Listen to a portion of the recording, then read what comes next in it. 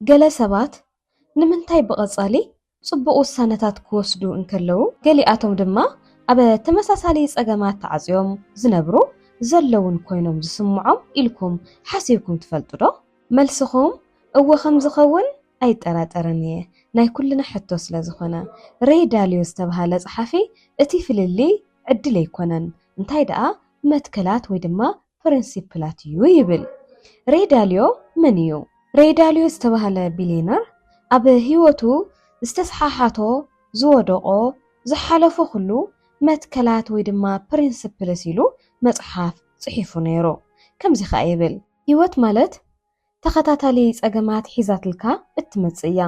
ካብቶም ተምጾም ጸገማት ግና መትከላት ወይ ከዓ ፕሪንሲፕልስ ጨሚቕካ ብምውጻእ ይከኣል ይብል።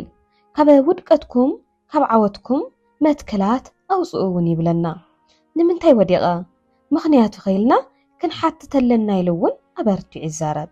ሬይ ዳልዮ መስራቲ ናይቲ ካብቶም ኣብ ዓለምና ኣዝዮም ዕዉታት ዝኾኑ ናይ ምክልኻል ፈንድታት ዝኾነ ብሪጅ ዋተር ኣሶሺየትስ እዩ። መትከላት ህይወትን ስራሕን እትብል መጽሓፉ ካብ ዓሰርተታት ዓመታት ተመክሮ ዝተሃንጸ ንህይወትን ውድባዊ ዓወትን እትገልጽ ብሉጽ መሸጣ ዘለዋ መጽሓፍ እያ። መትከላት መሰረታዊ ሓቅታት እዮም። ኣእምራዊ ሞዴላትን ሕግታትን እውን እዮም።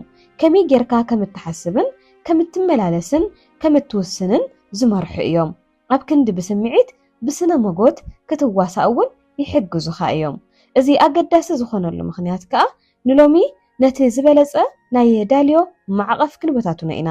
ካብ ከመይ ጌርካ ውሳነታት ትወስድ ክሳብ ከመይ ጌርካ ኣብ ህይወትን ስራሕን ዓወትን ተሃንጽ ዝብል ክነዋግዕ ኢና። ሰላም ንዓኹም ይኹን ተኸታተልቲ ዲንና ማይንድሴት ኤንድ ሂሊንግ ስፔስ። ኣነ ሄለና ሃፍቱ እየ። ለማዓንቲ ከምቲ ኣብ መእተዊ ተናገረኩም ዘለኹ ብዛዕባ ፕሪንሲፕልስ ወይ ድማ ብዛዕባ መትከላት ክነዋግዕ ኢና። ካብ ውድቀትና ከመይ ኢና ክንመሃር ንኽእል። እዚ ጸሓፍ እዚ ቢሊየነር እዚ ብዙሕ መከራታት ሓሊፉ ብዙሕ ግዜ ወዲቑ ካብቶም ዝወደቆም ነገራት ግን ናይ ባዕሉ ዝኾነ መትከላት ህይወት ብምውጻእ እዩ ናብ ቢሊየነርነት በፂሑና። ካብኡ እንታይ ኢና ክንመሃር ዝተወሰነ ካብተን ዘንበብክዋ ጨሚቐ ዘውፃእኽዋ ስለ ዘላ ክንመሃር ኢና ማለት እዩ። መትከላት ህይወት ናይ ዳልዮ ንኽውንነት ሓቂፍካ ምግጣም የድሊ ይብል።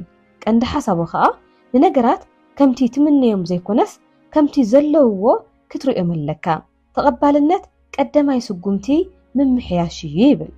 ነገራት ሓደ ግዜ እቲ ንደልዮን እቲ ኣብ ሪያሊቲ ዘለዎ ድማ እቲ ኣብ ምድሪ ዘሎን ሓደ ዓይነት ኣይኮነን።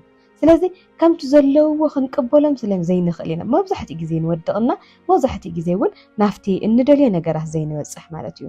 ስለዚ እንታይ ይብለና ኣሎ? እቲ ንምነዮ ነገር ዘይኮነስ እቶም ነገራት ከም ዘለውዎ ክንሪኦምን ክንቅበሎምን ሃም ዘለና ተቐባልነት ከዓ ቀዳማይ ስጉምቲ ምምሕያሽ ምዃኑ ብዝግባእ ይነግረና ኣሎ። ስለምንታይ እዩ ኣገዳሲ ኮይኑ ክንብል ከለና ከዓ ምስኩንነት ምግጣም ዝሓሸ ውሳነን ውሑድ ጣዕሳን የስዕብ ይብል። ነቲ ሓቂ ክትክሕዶ ከለኻ ግና ጌጋታት ትደጋግሞ ኢኻ። ሓደ ግዜ ብዝኾነ ነገር ከፊኢካ ወይ ድማ ኣብ ዝኾነ ስራሕ እውን ትደናጎ እንተኾይንካ ግን ሸለል እንተይልካዮ ጸገማት ይዓቢ እዩ። ነቲ ኽውንነት እንተተቐቢልካዮ ግን ኣነ ይድንጉ እየ ከም መደብ ምውፃእን ንምምሕያሽ መደባት ከተተኮርን ዝኣመሰሉ መሳርሕታት ክትጥቀም ክትክእል ኣለካ። ሓደ ግዜ ከምቲ ዝበልኩኹም ሕዚ ዝደናጉ ዓይነት ሰብ ተኾይኑ ነቲ ምድንጓይሲ ዝኾነ ፕሩፍ ክገብር ወይ ድማ በቃ ምድንጓይሲ ትኽክል ምዃኑ ክገልጽ ዝደሊ ብዙሕ ሰብ ግን ድማ ካብ ከምኡ እቲ ሪያሊቲ ተቐበለ ኣነ ደንጓይቲ እየ ዝንኣብነት ኣነ ከምኡ እየ ካብ ገዛ ኣይደኖ ዝገርመኩም ምንም ዝገብሮ ነገር የብሊ ክዳን ተኸዲነ እየ ዝወፅእ ግን እግሪ ኣይፈጥለነይንና ኩሉ ግዜ በቃ ኣነ ደንጓይቲ እየ ናበልኩ ምዝራብ ጀሚረ። እንደውም ሕዚ ሰብ ክቆፅረኒ ከለኳስ ቀዲመ ምዝግጃው ጀሚረ። ጓል ስለለኾንኩ ገለ ከይትብሉ ጓልነት የኳስ ዝጥቀም ዓይነት ሰብ ኣይኮንኩን። ግን እዛ ክዳን ንምእታው እውን ዝኾነ ስልከ ይሕዝ፣ ዝኾነ ነገር ይልዕል፣ ዝኾነ ነገር ይገብር። በቃ ነቲ ዘሎ ነገርሲ መደባት ኣውፅኤ ከመይ ጌራ ክንቀሳቀሰለኒ ዝብል ስለዘይፈልጥ መብዛሕትኡ ግዜ ደንጓይቲ እየ። ስለዚ ክነስተንትኖን ክንፈልጦን ኣለና እቲ ዘደንግየና ወይ ድማ እቲ ንድሕሪት ዝጎተና ነገር። ካብኡ እውን ንእሽተይ ዕርፍ ኢልካ ኣብ ህይወትካ እንታይ እዩ ትኹነታት ዘጋጥም ዘሎ ወይ ድማ እቲ ዘይተፈጸመ ኣምሲልካዮ ዘለኻ እንታይ እዩ ወይ ድማ ኣምሲለዮ ዘለኹ እንታይ እዩ ኢልካ ክተስተንትነውን ይግበአካ ማለት እዩ። ካብኡ እውን ዕላማ ንምዕዋት ዝግበር 5 ደረጃታት መስርሕ እውን ክነግረኩም እየ። መስርሕ ዳልዮ ንዓወታት ተደጋጋሚ ኣገባብ ገበካ ይኽእል ኢሉ ስለዝሓሰብኩ ማለት እዩ ቀዳማይ ንጹር ሽቶታት ኣቐምጥ ይብለካ እንታይ ከም እትደሊ ብልክዕ ክትፈልጥ ኣለካ ሓደ ግዜ እንደልዮ ነገራት እቲ ክንኮኖ እንደልዮ ነገራት እቲ ክንሰርሖ እንደልዮ ነገራት ብዘይ ምፍላጥና ብዙሕ ግዜ እንድሕረት ከም ንጉተት ትፈልጥ ዶ ብዙሕ ሰብ ከምኡ እዩ እንታይ ይደሊ እንታይ ዝፈቱ ኣይፈልጥን ስለዚ ንጹር ዝኾነ ሽቶታት ክነቐምጥ ኣለና ካልኣይ እውን ጸገማት እውን ምልላይ ኣብ መንገድኻ ደው በል እንታይ እዩ ኣብ ህይወተይ ዘጋጥም ዘሎ ምኽንያት ውድቃተይ እንታይ እዩ ንምንታይ ዝወድቕ ዘለኹ ንምንታይ ነቲ ዝደልየ ነገር ክበጽሐሉ ዘይክእል ዘለኹ ንምንታይ እንታይ ከም ዝደሊ ዘይፈልጥ ዘለኹ ኢልካ እውን ብዝግባእ ክትለሉ የለካ ሳልሳይ እውን ጠንቂ ወይ ከዓ ሱር ምፍላጥ ሱር ጸገምካ ጠንቂ ጸገምካ እንታይ ምዃኑ ክትፈልጦ ክትክእል ኣለካ ምልክታት ጥራይና ንሕና ሰባት እንሕክም ሰብሲ ብውሽጡ ብጣዕሚ ሓያል ሕማም ሓሚሙስ ርእሰይ ሕሚኒ ኢሉስ ጽረቓን ዛና ተጠቐመ ልድቅስ ሰብ እሞ ብዙሓት ዓይነታት ሕማም ዘምጽእ ሰብ ሰምዑ ዶ ትኾኑ ኣነ ብተደጋጋሚ በዓል ሞያ ሕክምናታት ክዛረብዎ ይሰምዕ እየ ርእሲ ኢንዲኬተር እዩ ይብልዎ ኣብ ውሽጥና ዝኾነ ጸገም እንተሃልዩ ዝኾነ ነገር እንተሓሚምና ብርእስና እውን ክግለጽ ይኽእል እዩ ክብሉ ክዛረቡ ይሰምዕ እየና ሰባት ከምኡ ኢና ሰብ ይብል እሞ ዋይ ሰዓል ሒዝዎ ጎረሩ እግድ ግዛዕ ኢሉስ ኢሉ ጎረሩ የደረቕ ኣብቲ ውሽጢ ዘሎ ትንሞንያ ግን ኣይፈልጦን እዩና ስለዚ ኣብ ምንታይ ኢኻ ተተኩር ዘለካ ኣብቲ ምልክት ዘይኮነሲ ኣብቱ ሱር ጠንቂ ዝኾነ ንዓኻ ንድሕሪት ዝጎተካ ዘሎ ነገር ወይ ድማ ናይቲ ጸገምካ ጠንቂ ዝኾነ ነገር ክትፈልጦ ክትክእል ኣለካ ራብዓይ እውን ትልሚ ምሕንጻጽ ጸገማት ንምፍታሕ ስትራቴጂታት ምፍጣር ሓምሻይ እውን ምፍጻም ንኽትከታተሎ ብዲሲፕሊን ምስራሕ ዓሚቕ ምስተዋዕል እውን የድልዮ እዚ ነገር እዚ ትምኒት ኣይኮነን ዝነግረኩም ዘለኹ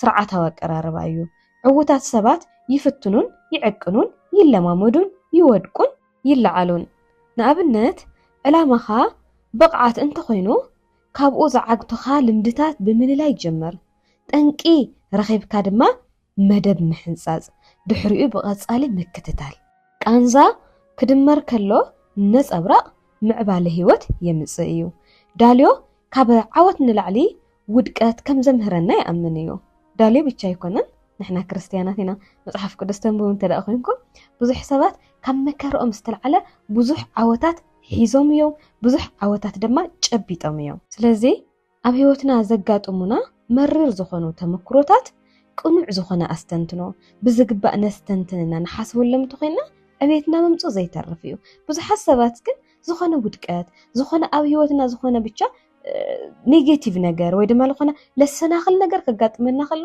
ስብር ኢልና ስለንተርፍ ንምንታይ እዩ ከምዚ ኮይኑ ንምንታይ ወዲቐ ንምንታይ ዝበጽሕኒ ዝብል ስለዘይነስተንትን ኣብቲ መከራሱ ንነብር ብዙሓት ኢና ስለምንታይ እዩ ዝሰርሕ ከዓ ነግረኩም ቃንዛ ድኽመታት ወይ ድማ ጌጋታት ይገልጽ እዩ ከየስተንተንካ ክትደግሞም ተኽእሎ እውን ኣሎ እዩ ስለዚ ተኸታተልቲ ዲኑና ሚድያ ክሓተኩም ዝኽእል ወይ ድማ ከተባብዐኩም ዝደልየ ነገር ኣብዚ ሰሙን እዚ ካብቲ ዝዓበየ ጌጋይ እንታይ እየተማሂረ ኢልኩም ንባዕልኹም ሕተቱ ምስ ባዕልኹም ኣዋግዑ እዛ ቪድዮ ፖዝ ጌርኩም ወላ ምስ ባዕልኹም ኣዋግዑ ክፉት ኣእምሮ ምዃን ማለት ኣብ ሓቂ ምትኳር ማለት እዩ ሱር በተኻዊ ክፉት ኣተሓሳስባ ዘለዎ ሰብ ቁኑዕ ምዃን ይኽእል እዩ ማለት እዩ ነቲ ዝረኣዮ ነገር ትኹረት ሂቡ መፍትሒ ዝህብ እውን እዩ እቲ ቁልፊ ነጥቢ ከዓ ንርእይቶታትካ ዝፈታተና ረኣያታት ሓቂፍካ ከተስተውዕሎ ምፍታን እዚ ድማ ናብ ዝዓመቐ መርድዳእን ዝሓሸ ውሳነን ይመርሐካ እዩ ጥቕምታት እውን ክነግረካ ንናይ ኢጎ ወገናውነትካ ይንክየ እዩ ዝምድናታት የመሓይሽ እዩ ምስ ሰባት ዘለካ ርክብ ዝተስኻኸለ ክኸውን እውን ይሕግዘካ እዩ ጸገም ናይ ምፍታሕ ዓቕምኻ እውን ይዕብዮ እዩ እቲ ግብራዊ ምኽርኻ እዚ እዩ ኣብ እዋን ክትዓት ንነብስኻ ሕተታ ኢኻ እንታይ ጎዲሉኒ ኣሎ ኣበይ ክጋገ ይኽእል እቲ ዝዛረብዎ ዘለዉ ንዓየይ ጌጋ ድዩ ወይስ ክቕበሎም ስለዘይደለኹ እዩ እንታይ እዩ ዝብል ምስ ባዕልኻ ክትሓትት ኣለካ እዚ ብግብሪ እትፍጽሞ ነገር እዩ ካብኡ እውን ሱር በተኻዊ ዝኾነ ሓቅን ግልጽነትን ወይ ድማ ግሉጽነትን ዳልዮ ኣገዳስነት ቅንዕና ዝመልኦ ርክብ ግሉጽነትን ብዝግባእ እዩ ዘጉልህ ሱር በተኻዊ ሓቅኻ እዚ እዩ ኩሉ ግዜ ነቲ ሓቀኛ ሓቅታት ድለዮም ዋላ እውን ኣብ ዘይምቹ ኩነታት እናሃለኻ እቲ ሱር በተኻዊ ግልጽነት ወይ ከዓ ግሉጽነት ከዓ ጸገማት ብኣግኡ ንኽረኣዩ ብግልፂ ሓበሬታ ምክፋል የድልየካ እዩ። ስለምንታይ ሓያል ከም ዝኾነ ከም ዝስማዓካ መዋግዕሉ ጉጅለታት ብግልፂ ክረዳዳኣ ከለዋ ወይ ድማ ክረዳድኡ ከለዉ ንጉዳያት ቀልጢፈን ይረኽብኦን ብሓባር ይፈትሕኦን እየን። ሓቀኛ ግብረ መልሲ ሓይሊ እምበር ስግኣት ኣይከውንን እዩ። ስለዚ ብጉጅለ ኮይንካ ወይ ድማ ምስ ሰባት ኮይንካ ነቲ ነገራት ክትንፅሮ ከለኻ ብግልፂ ክትረዳድእና ከተዋግዕ ከለኻ እውን ነቶም ጉዳያት ቀልጢፍካ ረኺብካ መፍትሒ ክትህብ ብሓባር ትኽእል ኢኻ ማለት እዩ። ዳልዮ ብሉፃት ሓሳባት ዝዕወትሉ ባህሊ ፈጢሩ እዩ። ምምዝዛን ምእማን እውን ንዝተረጋገፀ ክእለት ዘለዎም ሰባት ዝያዳ ፅልዋ ምሃብ ኣድላይ ምዃኑ ኣበርቲዑ ይዛረብ። ንኣብነት ኣብ ውሳነታት ርእይቶ ኩሉ ሰብ ማዕረ ኣብ ክንዲ ዝኸውን ኣብ ተኣማንነትን ትራክ ሪከርድን ተመርኪስካ ርእይቶታት ምምዛን የድሊ ይብል። ጥቕሚ እዚ ድማ ንኽእለት ምስ ክፉትነት ወይ ድማ ምስ ግልፅነት ሚዛን ይህቦ። ውሳነታት ምምሕያሽ እውን የድሊ ይብለና። ካብኡ እውን ማሽን ዝመስል ኣፈፃፅማን ግብረ መልስን ዳልዮ ትካላት ከም ማሽናት ክህነፅ ኣለዎን ኢሉ እዩ ዝምጉት። ክትግምቶ ዝከኣል ዝዕቀንን ዝዓብን ኢሉ እውን ይኣምን። ቁልፊ ነጥብታት ከዓ ውሳነታትን ውፅኢታትን ዝምዝግቡ ስርዓታት ምህናፅ፣ ውፅኢታት ንምግምጋም ናይ ግብረ መልሲ ሎፕስ ምጥቃም፣ ድሕሪ ነፍሲ ወከፍ ፕሮጀክት ወይ ድማ ዕማም ምልክታት ጥራይ ዘይኮነስ ነቲ ስርዓት ምእራም ምስትውዓል የድሊ እውን ይብለና።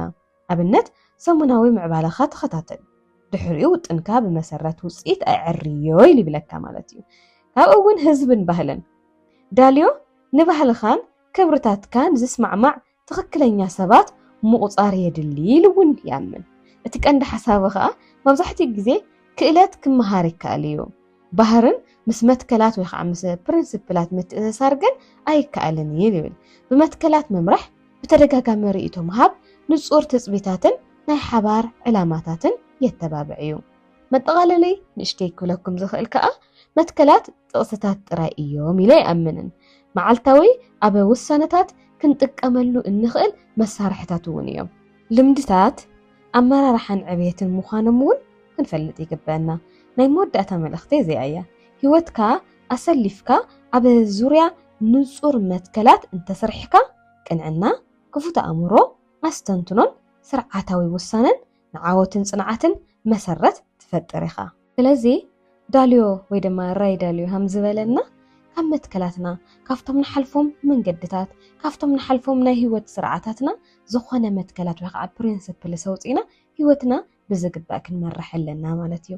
ኣብ ንሰርሖም ነገራት ክንከፍቶም ኣብ ንደልዮም ድርጅታት ኮታስ ኣብ ሂወት ኣብ ለለና ነገር እውን ብምስትውዓል ክንሰርሖም ከም ዘለና እዩ ኣምሂሩና ዘሎ ማለት እዩ። ኣነ እዚ ተማሂረ ኣለኹም። መፅሓፍ እውን ኣብዚ ኦረዲ ሃምታ ትርእይዋ ዘለኹም ረኺብኩም ከተንብብዋ ወይ ድማ ዳውንሎድ ጌርኩም ከተንብብዋ ትኽእሉ ኢኹም። ክሳብ ሕዚ ሓቢረኩም ፀንሕኹ ኣነ ሄለና ሃፍቲ እየ ነይረ። ኣብ ቀፃሊ ብካሊእ ዛዕባ ክሳብ ንራኸብ ሰላም ንዕኹም ይኹን።